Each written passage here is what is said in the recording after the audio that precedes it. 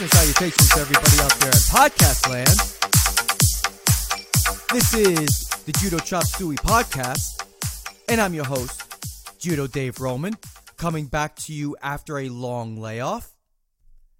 And I'm really glad to be back behind the microphone because nobody knows this, but I have been very ill for the past 3 weeks. I'm finally got my voice back. I actually had to admit myself to the emergency room for the first time in my life because I was dealing with some complications from a cold that I've had. And I really wanted to get an episode out before Christmas, but it looks like I'm going to be able to get this out by New Year's, which I'm very happy about it. I really hope so anyway. If not before New Year's, on New Year's Day, I'll have this episode released. So I must say, being admitted to a hospital is not a pleasant experience. It's the first time in my life. I had an IV in me. It just, I won't go into details of what happened, but basically, when I went to New York City, I got sick, and then when I came back to Tampa, I got even more sick, and things just started spiraling out of control. And you know, when you have a cold or a flu, or if you hear about news stories of people dying from the cold or flu, it's not the actual cold or flu. It's all these complications that happen after the fact. And that's kind of what started happening to me. Things started happening to me that were way beyond what a cold or flu should be. And instead of taking any chances, I went to see a doctor. That doctor suggested I take myself to the emergency room. And that's exactly what I did. So I'm still on the mend. I'm not sure if you guys can tell my voice is a little bit off. And I can assure you I'm doing a lot of pausing in between, what I'm talking, just to let out a couple of coughs because it's still not easy for me to talk. I have not done any training whatsoever in about 3 weeks, but yeah, so it's been a tough December. But I gotta say, my trip to New York City was fantastic. I took my wife there for her birthday, and I took her to meet my great aunt in New York City. I went to New York City last year, and I remember thinking to myself that my goodness, this is definitely gonna be the last time I see my aunt. You know, at the time she was 96 years old, and I just didn't think I was gonna see her again. I just thought she'd go, but sure enough, she's still going strong, and her mind is sharp, and she was very happy to see me and meet my wife for the first time. And I also got to do a lot of things that I've never done in New York City, considering that I actually lived there for 8 years. I went to a show. I went to see the Rockettes at Radio City Music Hall, which was by far the best live performance I have ever seen in my life. And I don't know what I was thinking. I figured the Rockettes, it's just a bunch of ladies kicking their legs up for a half hour to music, but no, it was far more than that, and I've never seen a better show. It was truly amazing. I went to Central Park for the first time in my life. I went to Macy's for the first time in my life. I walked Times Square at night for the first time in my life. It was just really, really amazing, the entire trip. I did so much. I even walked by a couple of pretty famous Brazilian Jiu-Jitsu schools in the area that I happened to be staying at, which was right around 7th Ave and 29th Street. So yeah, I was walking around. I'm like, oh my gosh, that's Renzo Gracie's school right there. I didn't know I was right in that neighborhood. I didn't bring my gi, and I didn't. I wasn't gonna take time away from my wife and celebrating her birthday just to go roll somewhere, but. And I know she would have let me, but I wasn't going to do that to her.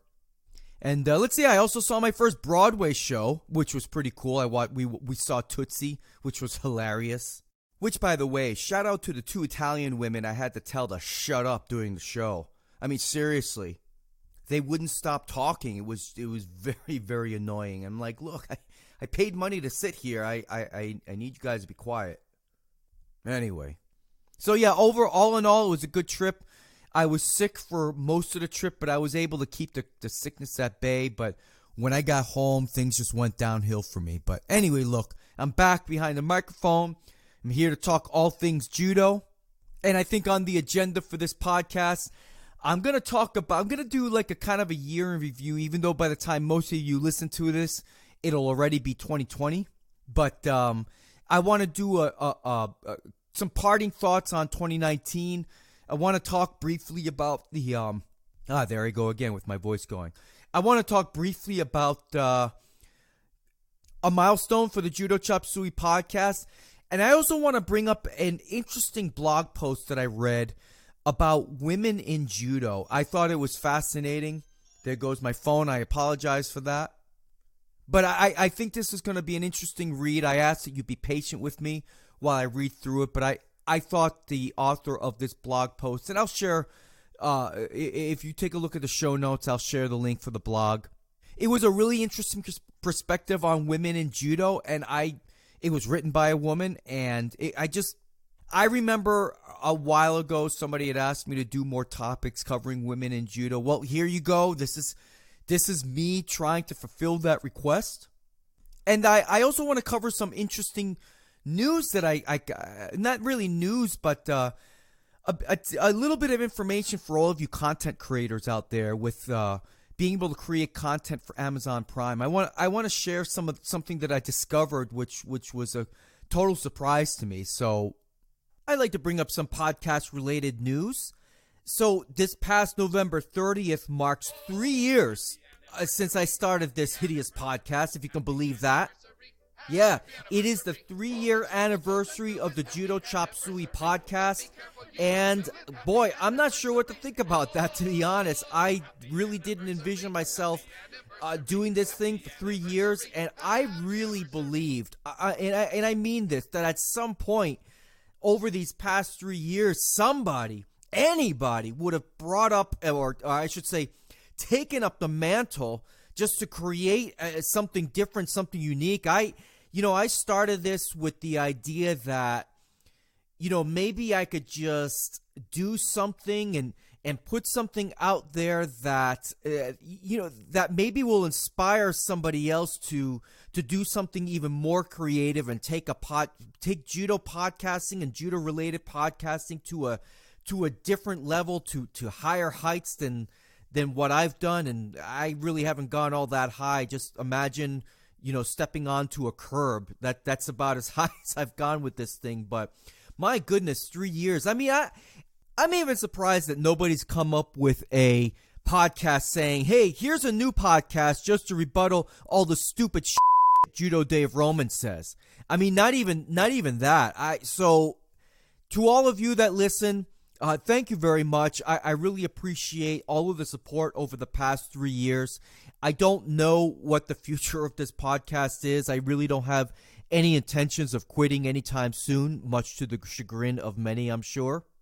And, truth be told, podcasting and broadcasting, whatever the case may be, I really would love to do this full time at some point in my life. I mean, I don't, I know, live broadcasting is a skill in of itself. I mean, there's so many things that I've over the past 3 years with podcasting that if I make a mistake with something I've said, or if I've just jumbled up the words or whatever the case may be, I can just go back and edit it. But there's something about a live broadcast that I simply don't have the skill set for. I know that's an acquired skill, and it's not one that I have. But gosh, I do love talking behind the microphone, and it's been an enjoyable experience. I don't know.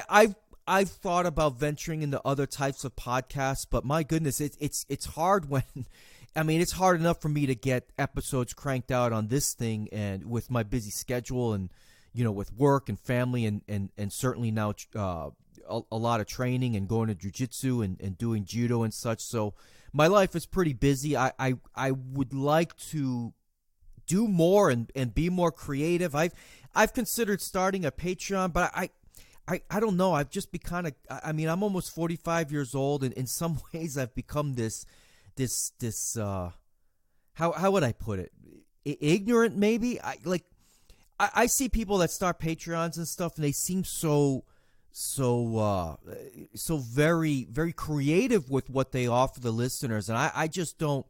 Other than myself, I don't know what to offer you guys. Maybe maybe a ham sandwich or something. I don't know, but as you people know, I don't do this podcast for money, and most people that do podcasting don't really make a dime off of it. They just do it for the love of podcasting and interacting with the listeners and creating content and such. So, you know, along those lines, speaking of creating content, I discovered something pretty interesting on Black Friday because I was just online doing some Black Friday shopping. I didn't actually buy anything other than a printer for myself because we don't have a printer at home. But anyway, so I knew it was Black Friday. There's a bunch of sales and stuff. I'm not much of a shopper, but I decided to just do a search on Judo on my search bar within the Amazon.com, you know, search bar, whatever, you know, whatever, search screen.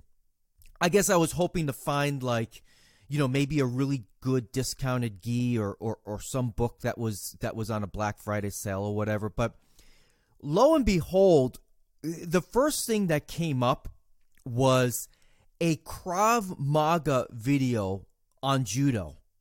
Now, mind you, I was logged into my Amazon.com account, so I have the Prime membership. So the video that came up, the very first result was a video called Real World Judo Hit Harder with a Throw. And it was a 3-minute video, and, well, look, I'm not going to be critical of the guy that put out this video.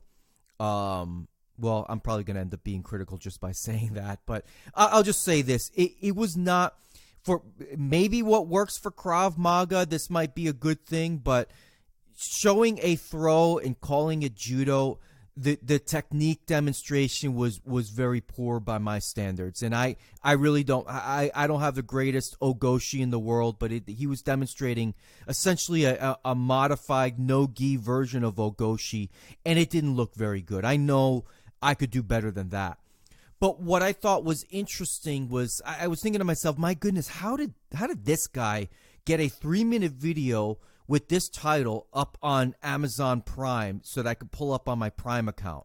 So I started, you know, just kind of doing a little bit of searching, and maybe everybody knows this but me, but apparently just about anybody can upload a video to Amazon Prime. There are uploading requirements, you know. For example, I did a little bit of digging on this, but you have to have closed captions on your video. You have to have specific artwork. The video's got to be in certain formats with certain frame rates and with certain, you know, it's got to be like in 16 by 9. That's ideal and such. But other than those requirements, I think just about anybody can upload videos to Amazon Prime. And I thought this was really interesting because I know I've got listeners out there that are content creators and they sell merchandise and such. I'm thinking, you know, people like, you know, Dr. Roddy Ferguson, Travis Stevens, you know, with his Judo Fanatics, you know, the fellows out in the UK, at least I think it's the UK, Efficient Judo. I mean, you know, these guys are content creators and they create things to sell products on their websites and such. So this could be a tremendous opportunity because this guy that was doing the Krav Maga video for Judo, or Judo for Krav Maga, or whatever you want to call it, when I clicked on his name, it brought me to his, basically like an Amazon store of all the products that he actually sells. So you know, for those of you that are out there that are content creators, this might be a tremendous opportunity for you guys to be able to put out your products and advertise in a way that YouTube really kind of drops the ball on. I mean, sure, obviously YouTube's the most popular video platform out there. It looks like another way to tie in your you know, what your products are or what you're selling to videos that you can show on Amazon Prime. So I think it could be a good opportunity. I don't know the specifics of selling products on Amazon Prime. I mean, perhaps the people that produce content for sale out there on the internet for Judo and Brazilian Jiu-Jitsu, perhaps like Amazon.com cuts into those kind of profits. I'm sure they do in some way, so maybe it's not the most ideal, but I did think it was interesting. You could put videos out there that you can rent and or for people to buy through Amazon Prime. I just thought it was interesting, and the possibilities are out there. You could put up a trailer, you could put up, you know, have people rent it for a day or whatever the case may be.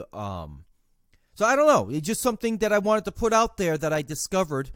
And I'm sure most of you already knew that anyway, but it was just something that I thought was really interesting. It could be beneficial for the people out there that produce content. I am not going to produce anything to put up on Amazon Prime because I'm not really selling anything, and I'm not going to record myself doing a podcast sitting at my desk talking into a microphone. That doesn't make for interesting Prime television. So a few days ago, I came across this article that really was a news on a global scale, not just specific to judo. Russia has been banned for 4 years by the World Anti-Doping Agency, and that includes the 2020 Olympics and the 2022 World Cup. So Russia, like I just said, they've been banned for 4 years from all major sporting events. And now, that impacts judo directly because Russia has a very strong national team for judo on both the men's and women's side. Now, before I get into the specifics for judo, it's my understanding from reading the article from BBC.com that this ban has come on the heels of Russia's anti-doping agency being non-compliant with WADA, World Anti-Doping Agency, for manipulating laboratory data handed over to investigators from WADA and back in January of this year, earlier this year. And I tell you what, this is really outrageous. I think the president of WADA had stated the following when it came to Russia.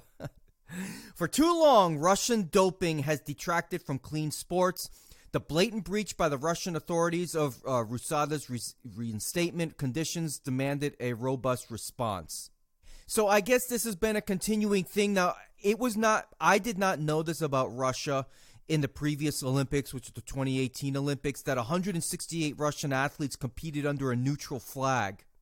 And furthermore, I didn't know Russia had been banned from competing as a nation in sports since 2015. This was all news to me. I mean, Look, I'm a red-blooded American, so I don't care really what goes on with Russia and Russian sports, quite frankly. And I only really care about it from the context of judo, which Russia has been competing under their flag and under their national anthem in judo for quite some time, obviously. Now, in the Olympics, though, because of this ban, and really this ongoing ban, for those who are not aware, any judo athletes that do not fall under this disciplinary action will be able to compete in the Olympics, but they will, again, just like I just said for the 2018 Olympics, they will have to do so under a neutral flag. And what that means is that Russia as a country will get no credit for any medals won on the international stage of the Olympics. So this is really huge. I mean, there's plenty of Russian athletes that I love following, and I got to tell you, every single one of them has to prove to WADA that they are clean. And from a judo point of view, we would all like to assume and believe that all countries are competing fairly, that no one uses any performance enhancing drugs or any supplements that give a clear and illegal advantage to themselves. But let's be real, even at the IJF level, the stakes are very high, and it really wouldn't shock me if most of the athletes on the IJF World Tour are not clean. And look, I've just come to accept that when it comes to sports at the highest levels. And just because an athlete tests clean, it doesn't mean that they're not using performance-enhancing supplements or drugs, whatever the case may be. It just means they've learned how to beat the system. And you know what? And this is going to sound really bad. In some ways, I don't care. And, I'm not going to sit here and fake outrage if I found out that the entire Japanese national team was using performance-enhancing drugs. I wouldn't care because as a spectator, I just want to see big throws. I don't know. Maybe that's not a politically correct take to have, but that's really how I feel. I mean, I'm not going to sit here behind a microphone. If it was found out that somebody like, I don't know, Guram Tushishvili was juicing, for example, I wouldn't care. I wouldn't be sitting here behind the microphone saying, "Oh my God, I can't believe he did that. He must be banned for life." No, I wouldn't. I wouldn't feel that strongly about it at all. I just, I wouldn't. I mean, I think it's a shame for the people that are trying to do it cleanly, but I just assume everybody is dirty at the highest levels, and I don't mean that as a personal attack. That's just, it's just the stakes are too high, and that's how I see it. So, interesting story. I'm sure Russia's not the dirtiest, or is not the only country that is dirty when it comes to their training regimen or whatever you want to call it. They just happen to be the ones that got caught, and they've probably been very, what's the word, kind of in your face about it. Just very deliberate and very arrogant about the whole thing. So I want to share with you a blog post that I read about a month ago or so, and I thought this was a really interesting post because, well, one, I remember a long time ago, I've had listeners ask me to do, some topics and such about women in judo, and this one came across about a month ago, and I really wanted to share with you, my beloved listeners, because this was a perspective on judo that I've never really heard before, and I just thought it was really interesting.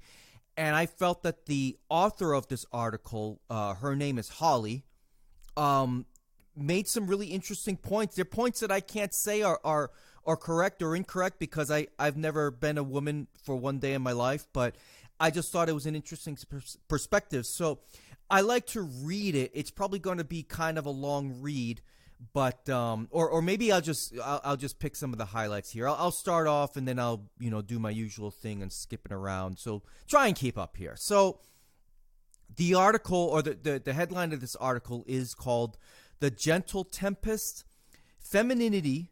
Did I get that right? Yeah, femininity in martial arts. It goes like this: of young girls in judo, 75% drop out in the 11 to 13 age range. 75%. Girls drop out of judo at an alarming rate. Women don't try or stay in judo at an alarming rate. In my old Krav Maga school, at least half of it, not more, of the students were women, but not in my judo dojo or any judo dojos I have been to, which is admittedly limited. But even if I have been to a limited number of judo dojos, the statistics remain the same. Girls do not stay in judo. And the ones that do, that's been a difficult topic for many years. It took fighting for one of Kano's prominent female students, Kaiko Fukuda, to receive her 9th Dan black belt. She was a 5th Dan for 30 years because there were just no precedent to promote a woman beyond that. Kaiko was one of the few students Kano selected and trained to be ambassadors of judo to other countries, and eventually moved to the United States, where she lived the rest of her life teaching judo.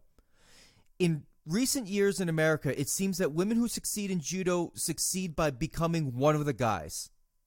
They are aggressive and competitive, and they play like the men do. They train like the men do. There is strength in that. There is strength in bucking the traditional views of femininity. I applaud them for doing it, and I applaud them for living their lives the way they want to. But I do not want to be one of the guys to improve in judo.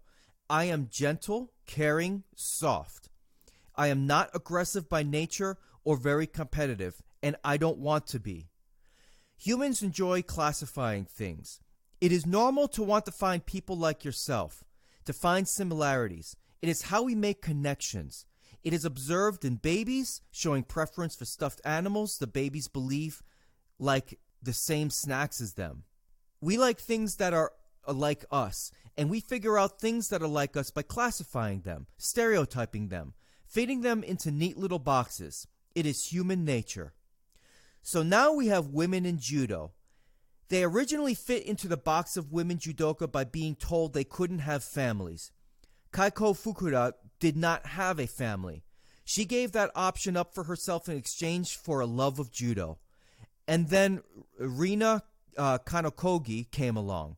Kanokogi dressed as a man to compete when women weren't allowed to, beat all the men, was stripped of her medal, and eventually was the first woman to train the men's division at the Kodokan. In a time where women judoka did not have families, she got married, had children, and still was the pioneer for women's judo in the Olympics. The new stereotype of women judoka is that they have to be one of the guys. It makes sense to us humans. They do a man's sport.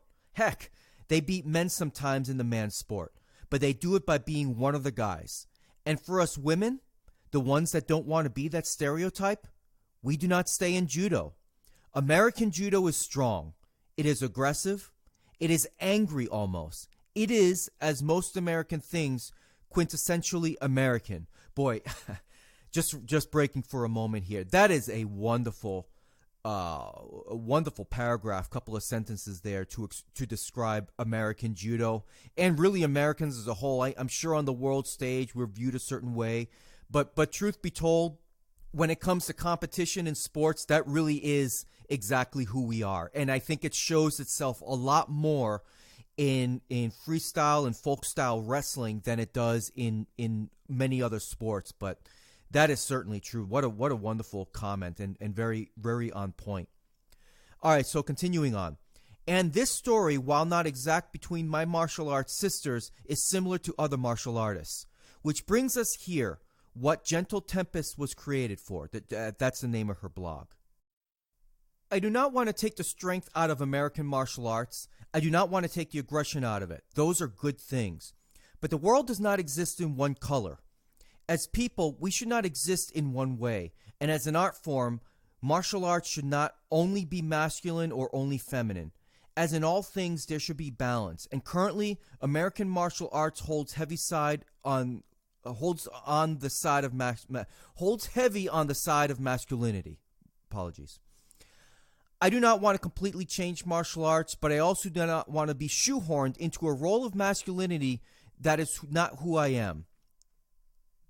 Men and women are different. Even our brains are different. Recent studies show that the structure and function of women's and men's brains differ. For instance, women tend to have verbal centers on both halves of the brain. Don't we know it? In women, the right side... Sorry about that. All right, continuing on. In women, the right half of the brain tends to be bigger, and in men, it is the left half of the brain.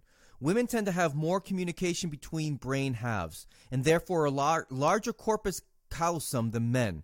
Men tend to have more communication within the individual sections of the brain.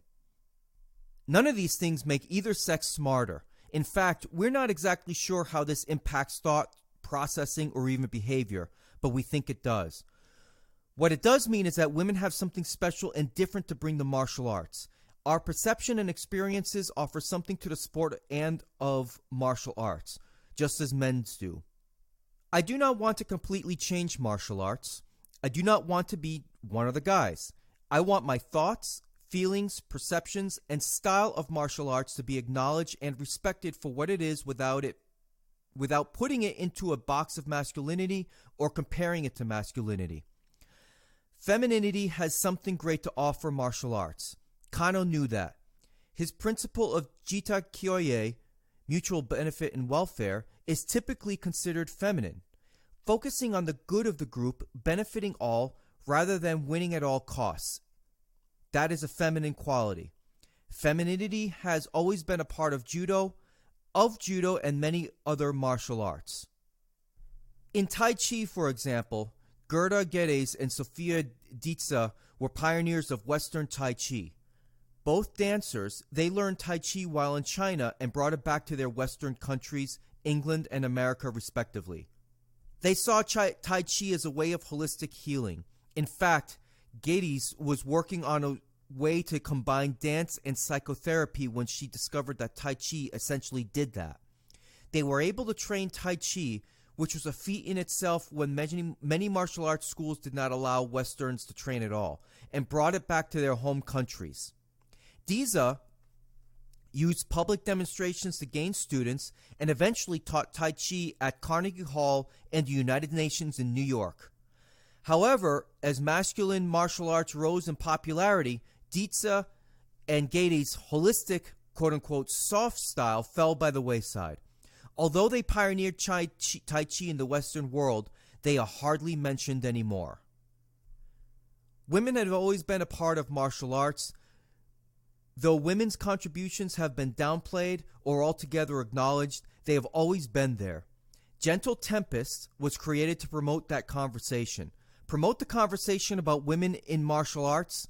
Have the contributions of women acknowledged and encourage women to join martial arts with their unique perspectives and to stay. Women belong in the dojo. We want to get them there and help them stay. All right, that's the blog post. That's quite a read and quite an article, and I really think she touched on some really interesting points in a perspective that has never really. Well, I should say I have noticed that a lot of what she's talking about, but it's a topic that I've just never really given much thought, to be honest. If you want to visit her website, her blog, it's called Gentle Tempest. It's rosyhorse12.wixsite.com. That's ROSEYHORSE 12.wixsite, WIXSITE.com/my site. Now, look, I don't know how to really continue the conversation and address this post without, sounding like a pig. But I'm going to try and do the best that I can. So I think she has a lot of good points here. I will say that the women that I have encountered in judo, most of them, certainly not all, but I would certainly say 90%, they fall into that more masculine, tough girl type of stereotype. So I don't know if this term is even used anymore, but one would call women like this tomboys. And that's one of those old school terms which was perfectly acceptable 30 years ago. But probably today I would be viewed as a politically incorrect or something like that. I don't know. I don't care either. Now, I don't know where she got the number that 75% of young girls in judo drop out in the 11 to 13-year-old range. I mean, I don't know where she got that number. That's an interesting number. I wish she had cited that in the article, but she didn't. However, that number does not surprise me one bit. And, you know, that's the age where really boys and girls start developing physically, and, you know, personalities change and desires change, and you know what I'm getting at. The whole puberty, really. Everything changes, and a lot of kids at that age want different things, and for girls, they become interested in other things, and like she stated in the article, people like to be associated with other people who are like themselves. And in a judo dojo, especially in the United States, where it's so, in many places, competition focused, the clubs are run by men. It's predominantly men. And a lot of times the training regimen and classes are not really tailored to not just women, but maybe people that just want to do judo for fitness or for fun or for, you know, self-defense. Really all the things that are just completely opposite of what the IJF's charter is. And I'm not saying the IJF's charter is a bad thing, but IJF concerns itself with sport, and every other national governing body follows suit for the most part. Now, I hate doing this, but I'm going to do it anyway.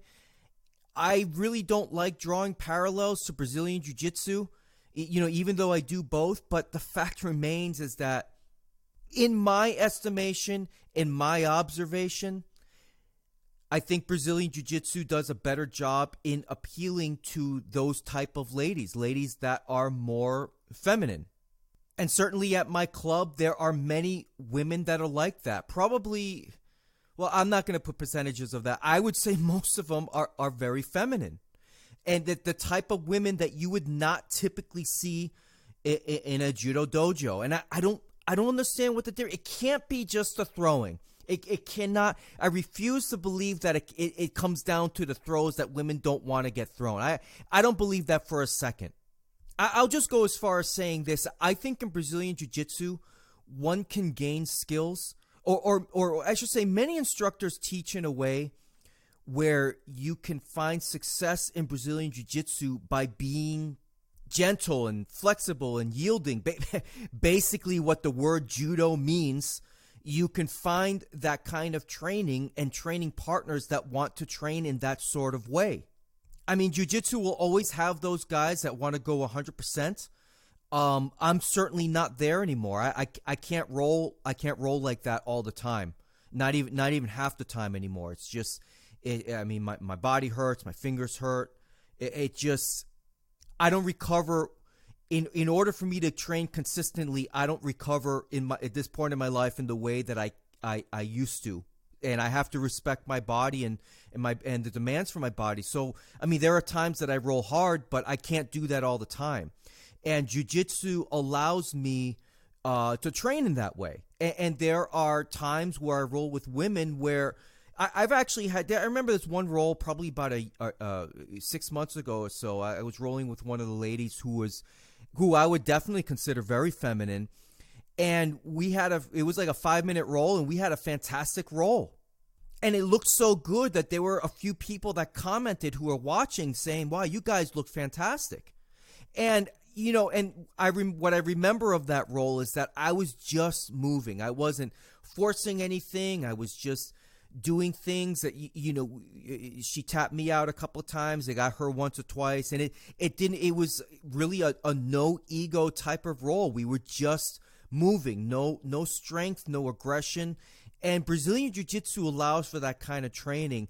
And I think Judo should allow for that kind of training. But in many schools and many clubs, Judo sensei out there, they take a page out of American wrestling, and they take the mindset and approach to teaching Judo from a page out of wrestling. And there's nothing wrong with that, but when you do that, you are going to alienate people that are just looking for, you know, fitness and some self-defense. And I swear, I stand by this, that you can do Judo in the same way that people flow roll in Brazilian Jiu-Jitsu almost. Not flow roll, but, you know, go light. You can do Judo that way. And a lot of people don't do it that way.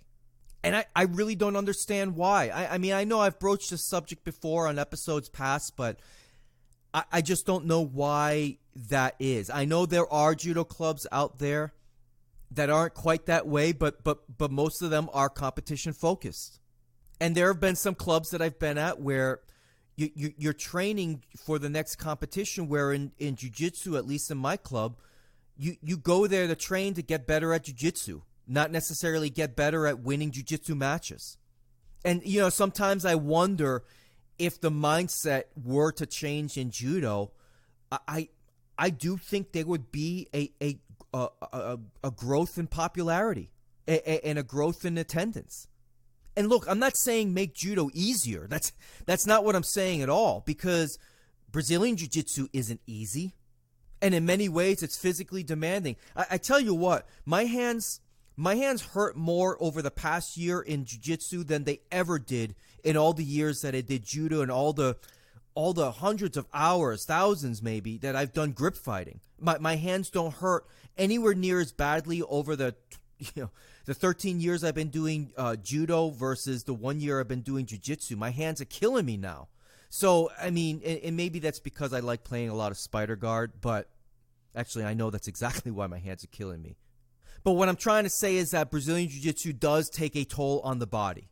It just takes a different toll, but it doesn't scare away a lot of the type of women that obviously the author of this blog is, you know, I think she would fit in my jiu-jitsu club a lot better. And it would be more of what she's looking for in terms of a training environment. And it's just a shame. I don't know what other countries are like. But boy, her comments on what American martial arts is like, or really even Judo, that it's strong, it's aggressive, it's almost angry. I mean, she's right, and that's, I don't think that's just a Judo thing. I mean, or that's just an American thing. I've certainly noticed that. I call it Caribbean Judo. I noticed a lot of judoka from Cuba and Puerto Rico and some of the other Caribbean islands. Their Judo is very much the same way, maybe even a little bit more aggressive than what we may see in the United States. So it's an interesting observation by me. I hope I covered this story and some of my opinions in a very respectful way. Was not looking to offend anybody or anything like that. I would be interested. I know I have female listeners out there.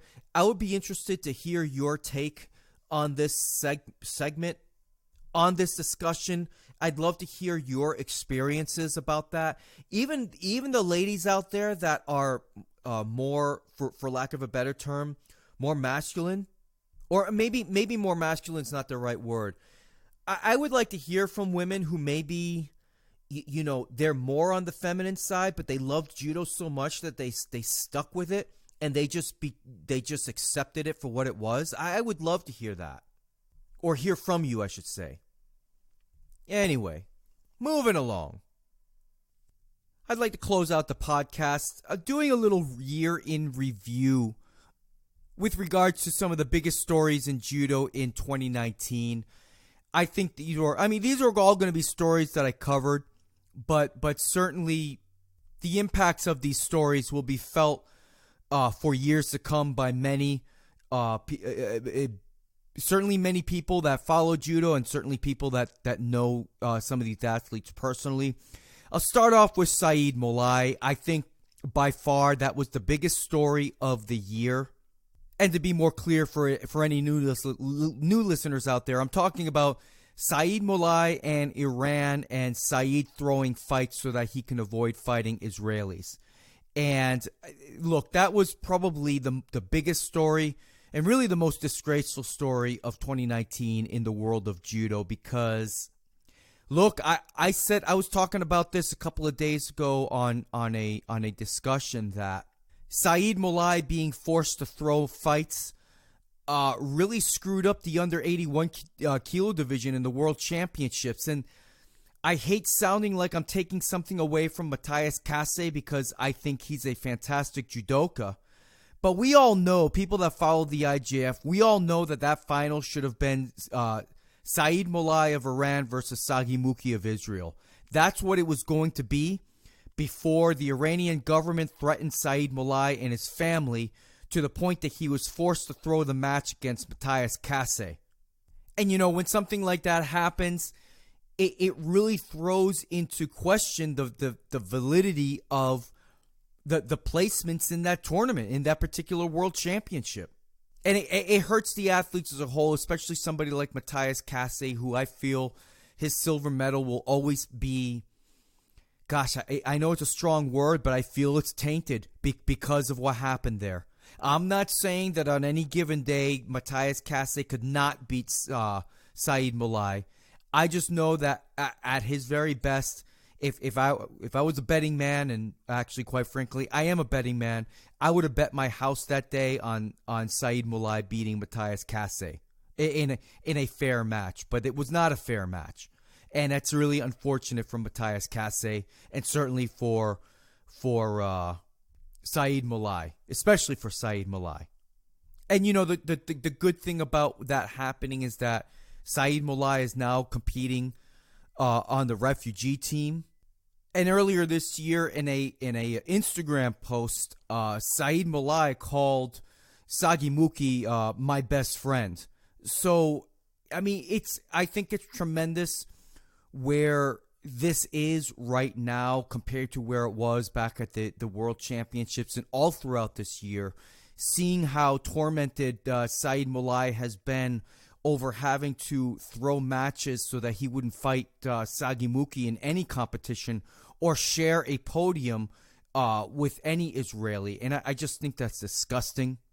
And anybody who supports that kind of action by the Iranian government is also disgusting. So to me, the story with Saeed Molai in Iran is the biggest story of the year in judo for 2019.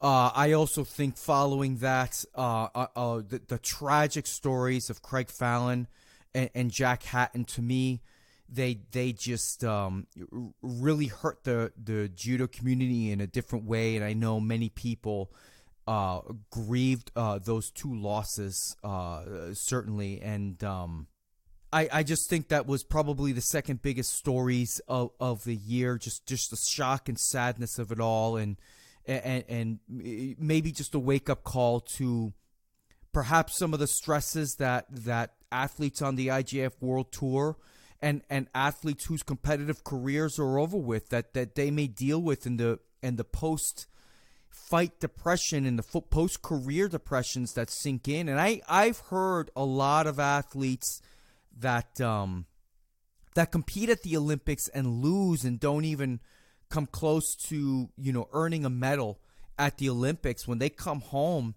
apparently there's a real deep depression that overtakes many of them. I believe, if I recall correctly, I once either read or heard Matt Diaquino over who fought for Australia talk about the real depths of sadness after his loss in, I believe, the Beijing Games in 2008. So certainly these two tragic deaths are a reminder of mental health issues, just not only with our personal lives, but certainly in observation with the athletes on the IGF World Tour. We got to be a little bit more sensitive to their needs and make sure that their mental health is just as good as their physical health. And I think it serves as a wake-up call to all judo federations that that they all need to be cognizant of that.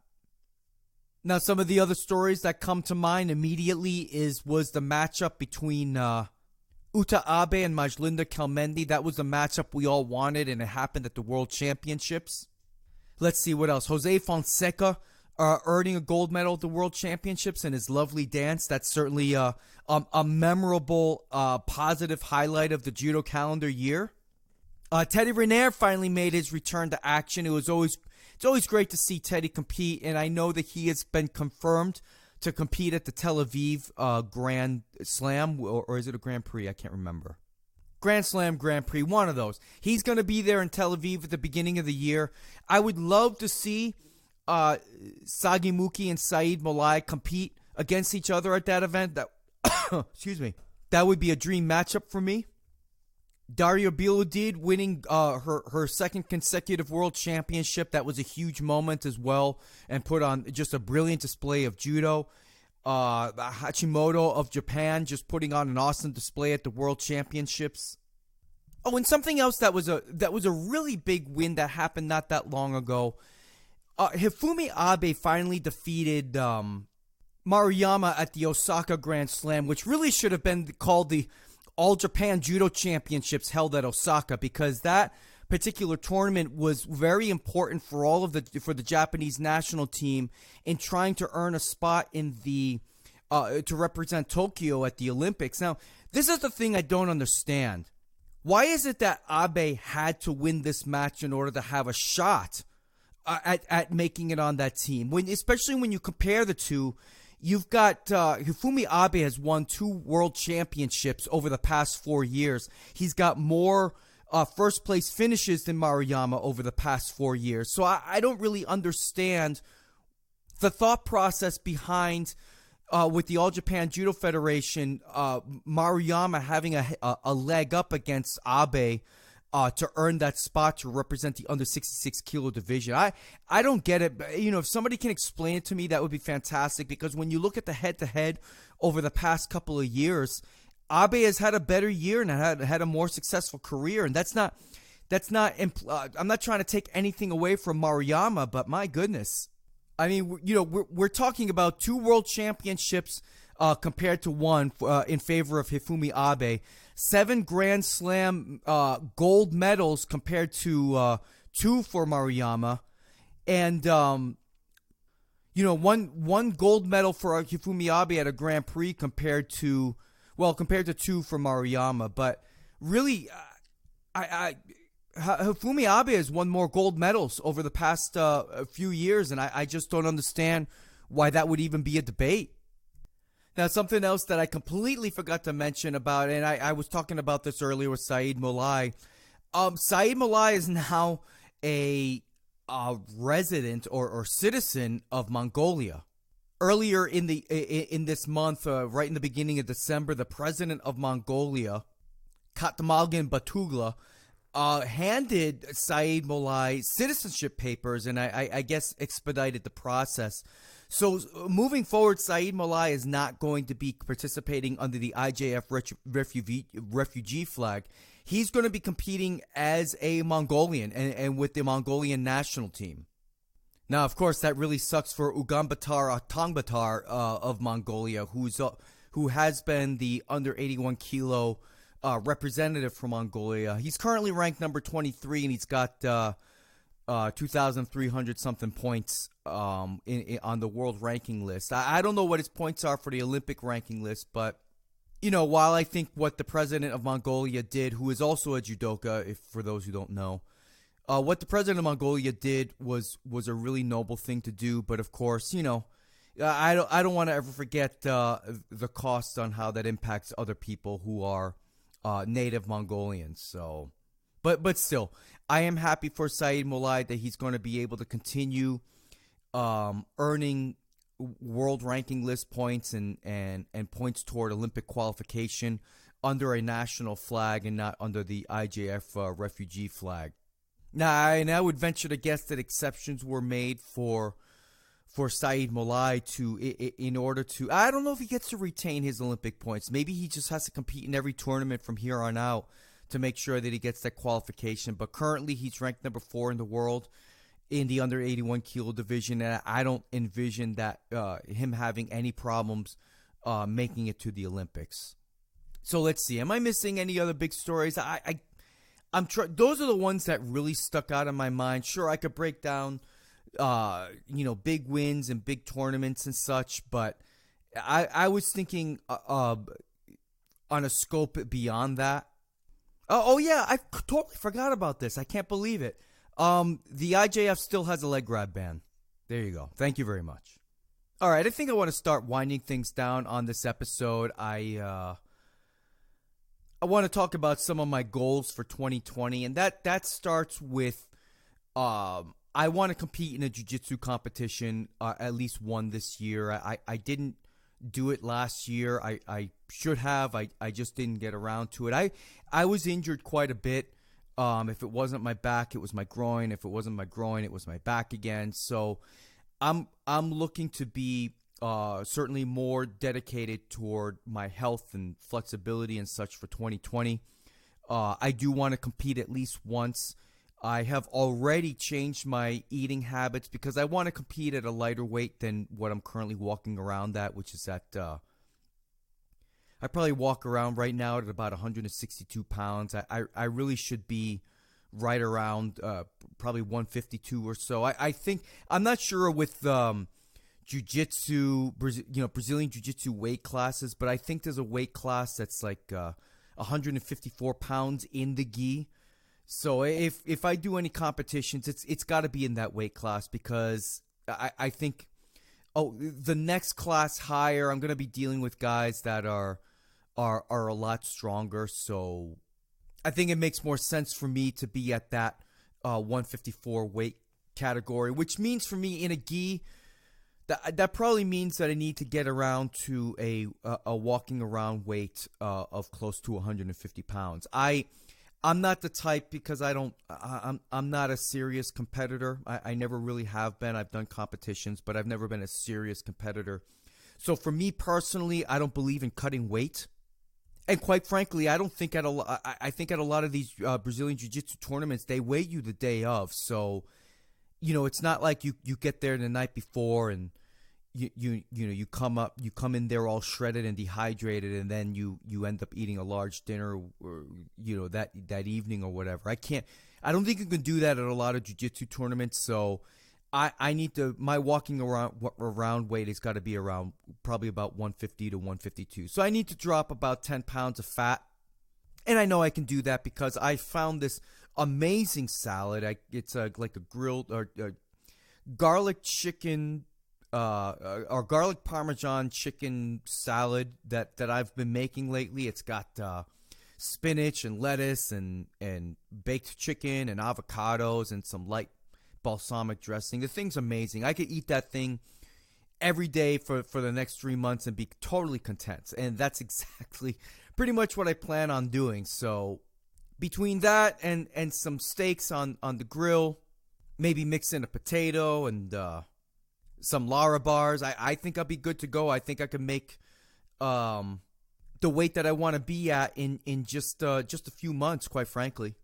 My biggest downfall is cereal. I love things like Captain Crunch Berries and Raisin Bran, and a lot of my routine over the past 6 to 8 months has been, I try and eat healthy, but then at night, like when I'm sitting around watching TV or whatever, I'll grab a bowl of cereal, and I got to stop doing that. That's where all my weight has piled on in the past year. I like about a year ago, I was probably about 148, 150 pounds. I was very lean. I looked pretty good, I must say. But yeah, I started getting the Special K with strawberries and Raisin Bran and Captain Crunch with Crunch Berries and Golden Grams. Like those four things are I'm addicted to those things. So I gotta stay away from that stuff, and that's what I plan on doing. So I've already made commitments to change my eating. I'm eating a lot more carrots, some almonds, and just a lot of spinach and greens. So I'm looking forward to those changes. Hopefully by March I'll be where I'm at, and maybe I can keep an eye out for local tournaments. I have no real interest in traveling far, and that's a great thing about Brazilian Jiu-Jitsu is that there's usually a few tournaments a year in the Tampa Bay area, where, unlike Judo, I have to drive all the way down to Miami. It's a hotel stay, and that's why I really don't do it. In 2020, I hear that JudoCon is going to be up in Coventry, Rhode Island at Serge Buyasu's club, so I'm really looking forward to that. I'm looking forward to going to New York City sometime in March or April. It depends. Now, last year, I was invited by Travis Stevens to be a VIP at the New York Open. So I'm hoping that invite is good for this year, but I haven't really confirmed that. So Travis, if you're listening, let me know if you guys want to have me up there. I would love to cover the event. And if not, I'll probably end up in New York City in April, because I know there's going to be some kind of freestyle judo clinic going on in New York City. And it'll give me a chance to not only go back to the city that I love visiting, I'll be able to see my aunt again. I'll be able to see old friends. And my cousin is moving to New York City, so I'll have a place to stay there if I can't stay with my aunt, which I'm sure she'll let me stay there, which isn't a problem. Let's see, what else? Have you guys watched The Mandalorian on Disney Plus? Disney Plus, that new streaming service. It's a really good show. I think they nailed the Star Wars universe great. Unlike the crap show that's been going on the past couple of years with the Star Wars movies. I'm going to be seeing the final Star Wars movie tonight. I'm sure it's going to be garbage, but I made it this far. If this was poker, I've pretty much pushed all of my chips in, and I got a chip in a chair, so I might as well play that last chip and see how this Star Wars wonderful saga ends. Because I simply must know what happens to Poe Dameron and Finn and Rey and that Asian chick that I don't even know her name. I mean, I know Luke is dead. Maybe they'll have a CGI Leia or something flying around like she did in the previous movie. Kind of like Mary Poppins or something. That would be kind of cool and sad and pathetic at the same time. I just really hope that this movie doesn't end with us finding out that Rey is like the granddaughter or grandniece of Emperor Palpatine or some stupid crap like that. Like, that would really... that would... I might walk out of the movie if that actually happens. Which, at this point, it wouldn't shock me. Alright, so let's see. Is that it? That's gotta be it. I'm creeping up toward an hour here. And I think it's time for me to zip it. So with that, I hope you all have a great day. I hope you all have a great rest of the week. Train hard. Stay safe out there. Happy New Year to you all. And I'm out. Oppan Gangnam Style. Gangnam Style. Op, op, op.